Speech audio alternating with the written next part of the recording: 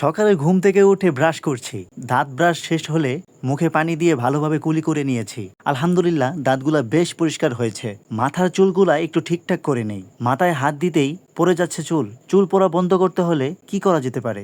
অনেকক্ষণ চিন্তা করে পেয়েছি সলিউশন। পেপারোমিয়া গাছের রস চুলের গোড়ায় দিতে হবে। পেপারোমিয়া গাছটি রাস্তার আনাচে কানাচে পাওয়া যায়, তাই গাছটি খুঁজতে বেরিয়ে পড়লাম। আসসালামু আলাইকুম, মাহাদিস ডেইলি ব্লগে আপনাদেরকে স্বাগতম। পেপারোমিয়া চুলের জন্য উপকারী কারণ এটি চুল পড়া কমাতে সাহায্য করে, চুল ঘন ও লম্বা করতে এবং চুল কালো করতে সাহায্য করে। এটি মাথার ত্বকের রক্ত সঞ্চালন বাড়াতে পারে এবং নতুন চুল গজাতে সাহায্য করে। পেপারোমিয়া চুলের যত্নে যেভাবে ব্যবহার করা হয়, তাজা পেপারোমিয়া পাতাগুলো ভালো করে ধুয়ে পিষে নিন। রসের সাথে নারিকেল তেল বা শ্যাম্পু মিশিয়ে নিন, বা কিছু না মিশালেও চলবে। এই মিশ্রণটি চুলের গোড়ায় এবং মাথার ত্বকে ভালোভাবে লাগান। নিয়মিত ব্যবহারে চুল দ্রুত লম্বা হতে পারে।